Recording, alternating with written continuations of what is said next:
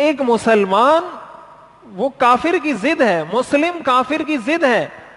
مسلمان کا کام یہ ہے کہ اسلام کے پیغام کو پھیلائے، کفر کے پیغام کو محدود کرے. اسلام یہ نہیں کہتا کہ آپ کسی کافر کو زبردستی مسلمان کریں، لیکن اس بات کی بھی اجازت نہیں دیتا کہ کوئی مسلمان کفر کی تبلیغ کرنا شروع کر دے، اس لیے کہ یہ حضور کا کام ہی یہ تھا. حضور نے آخر دعوت کس چیز کی دی تھی، اور اس دعوت کا مقصد کیا تھا؟ اس دعوت کا مقصد یہ تھا کہ کفر چھوڑو، اسلام میں آؤ. قرآن نازل کس لیے ہوا ہے؟ قرآن نازل اس لیے ہوا ہے کہ کفر چھوڑ کر اسلام میں آؤ.